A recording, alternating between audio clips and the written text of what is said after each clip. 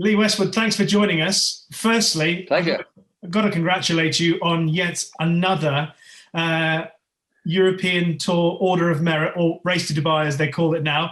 But I'm saying Order of Merit because the first time you won it, what is it, 20 years ago? Mm. It was then the Volvo Order of Merit. What was it like doing it again after all that time? Yeah, I mean, it's not something I set out to do at the start of the year, but obviously when I won in Abu Dhabi, that was a lot of points, and I played pretty consistently all year round, and gave myself a chance going into that final one. I managed to shoot a really good round in the final round, and things went my way with other players as well. And sure enough, I was holding the trophy at the end of the day, so it was a great finish to the year. Well, when I was watching it on the weekend and watching the cameras on yourself whilst players were still out on course, I just wondered, because obviously you've got your mask on nowadays and people can't really tell what's behind the mask. I was just wondering what you were thinking and what was going on The there. grey beard. What was I thinking? Watching Laurie Cantor, obviously. I was, but the finish is tough there. It's not easy to finish the tournament off round there. I was more focused on thinking that I still had half a chance at winning the tournament. So, that's mainly what I was concentrating on. Well, if I tell you that when you first won the Order of Merit, the Prime Minister of Great Britain was Tony Blair, and the champion trainer, jumps trainer, was Martin Pipe, it gives you an idea of your longevity, which I'm sure you're fully aware of. But for people who may not have quite woken up to the idea that at 47 you became the oldest winner of the Order of Merit and the Race to Dubai. I mean, I know that you don't think about it like that, but for normal human beings like me at the same sort of age, it's an incredible achievement. Do you let it sink in and think about it like that at all? It only really sinks in afterwards, and when people start giving you stats like that, and there's a stat that comes up where there were 10 winners this year that weren't born when I won my first event on tour, something like that. So, you can bend stats to be whatever you like, and they're bending them to make me sound really old at the moment. but they're also making. I'm still only 47. I'm still only 47. You can, if you look after yourself and you stay mentally fresh and wanting to work hard, you can still play well. To a ripe old age in golf, I always think. I'm still hitting the ball as far as, if not further, than I ever have, and I'm keen to play tournaments, and I'm keen to work away from the golf course and do the work in the gym. So why not use the experience to stay up there and play, contend with these young kids. Yeah, and it's interesting you say that because at the start of the week, I think you tweeted pictures of yourself getting stretched in a massage room at the. Yeah. I'm guessing it's at the golf course at Jumeirah Estates. Yeah, I had a bad back going into the week, so I only played 9 holes practice on Wednesday. That was the first time I'd played in 3 weeks. Because you had to self-isolate after the Masters. Well, I did have to do that, yeah, but I also. Just couldn't swing a club. My back completely seized up after the Masters. I played in Sea Island the week after the Masters and really struggled and missed the cut there. So from the Friday that week until the Thursday of teeing off in Dubai, I only played 9 holes, and the longest 8 balls for was about 35 minutes. So I really was undercooked. Goes well when fresh, it seems. I was going to say, you're like a lot of racehorses now. It's a similar sort of thing. You just best fresh.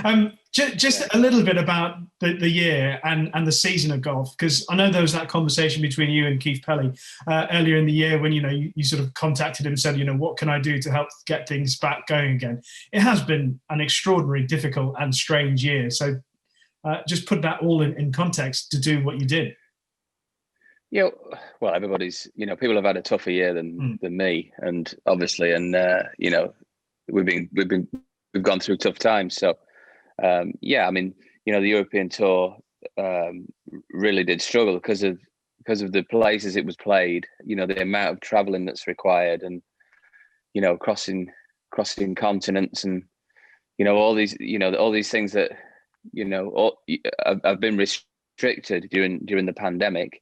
Things like the European Tour and Formula One and tennis, people from all over the world playing all over the world. They were the ones that were going to struggle the most. So I mean, Europe has always felt like my home and my home tour, and I just wanted to do as much as I could to help Keith, really. So the European Tour needs its more established players and older players like me to support the tournaments and help it through tough times.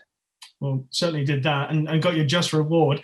And I'm guessing, Lee, you might have drawn a little bit of inspiration from an old character like yourself in York Hill, who I think a lot of people, it's fair to say, had written off when he was coming to the end of his time with Willie Mullins. I know obviously owned by Graham Wiley, but then ended up with yourself and David and Sandy. Just the most remarkable turnaround. Yeah, I mean, we hadn't written him off. Class is permanent, rings true, and I guess golfers and racehorses alike. So, he just needed a bit of TLC and a bit of a little bit of nurturing and getting the confidence back and freshening up a little bit. We sent him hunting and all sorts of different things and ran him differently. Ran him from the front, and it paid off at Newcastle. I saw the tweet, the interviews, the reaction. I mean, genuine emotion that you had in tears watching him. I mean, is it possible to explain the love and I guess you also know all that goes into it as well that makes it so special? Yeah, I mean, people don't see the hard work that the trainers put in, and I get more emotional watching the racehorses than I do playing golf. When I'm going up to the 18th hole on Sunday with it all on the line, I'm in control. I'm the one swinging the club. I'm the one that's done all the preparation and the hard work. But when you're watching a racehorse, and there just seems so many variables. Obviously the horse, the jockey, the ground conditions. Everything. The other horses.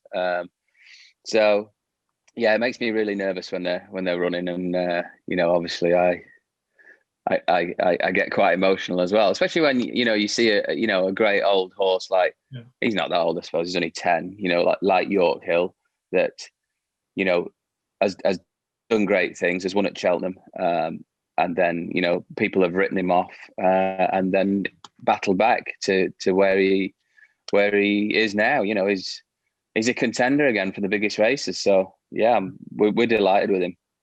You see some similarities between you and he? I'm greater than he is. Yeah, I mean, everybody loves a comeback story, and I dropped to from 4th to 280th in the world or something like that, and came back to world number 1, and I'm still rattling along now. At the age of 47, and he came out and won at Cheltenham early in his career, and then people wrote him off, and he was in a real slump and not finishing his races off, and he's come back, and who knows, he might even be entered in something like the Gold Cup next year. Well, he's got a pretty good record at Cheltenham, and as you say, form is temporary for both of you, class is permanent.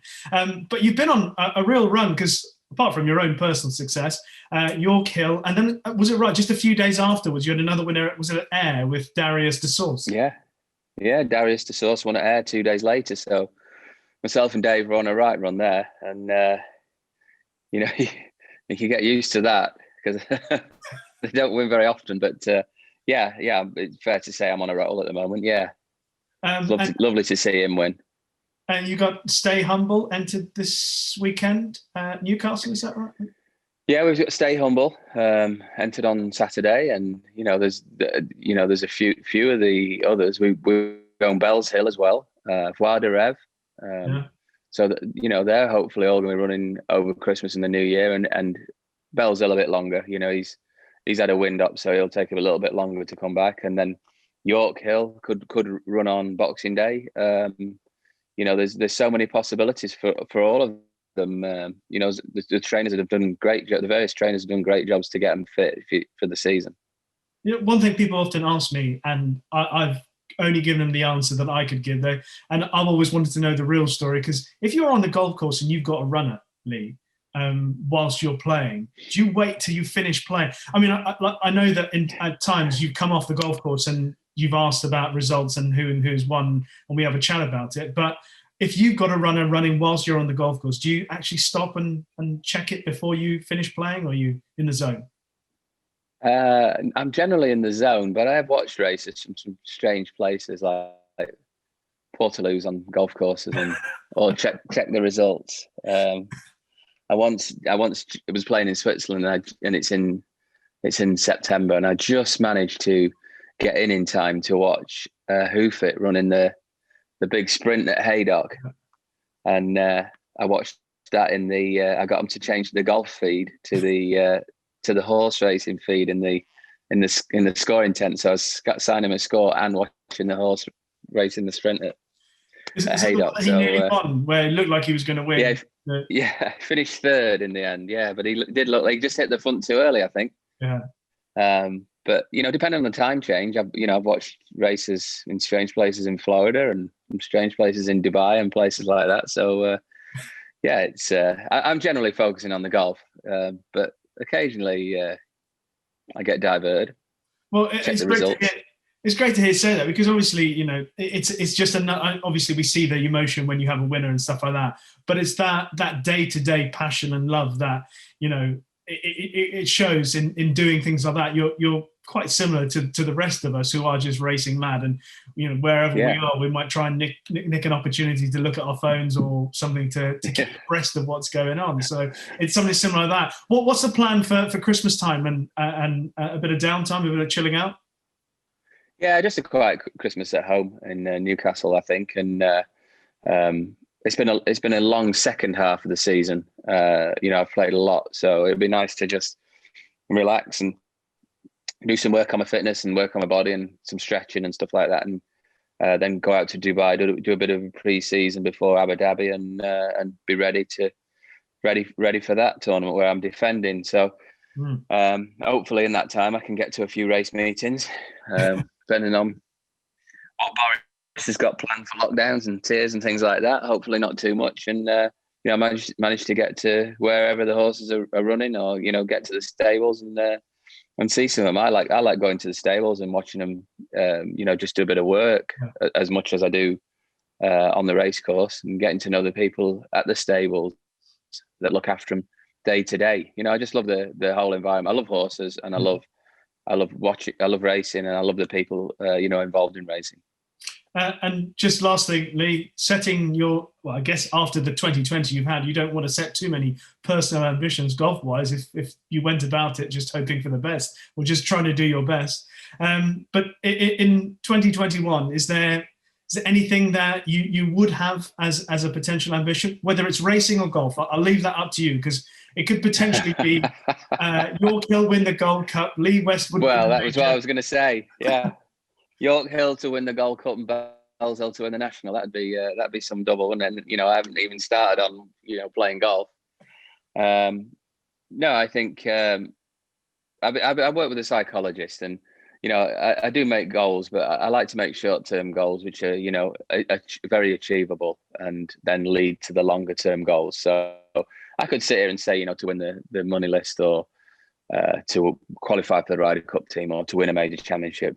But my main goal is to turn up on that first tee in Abu Dhabi, playing as well as I played last week in Dubai, and with my body in good shape, no injuries, and strong and fit, with my mind in the right place and ready to play like I did last year, and hopefully it'll follow the same pattern as it did in Abu Dhabi in 2020.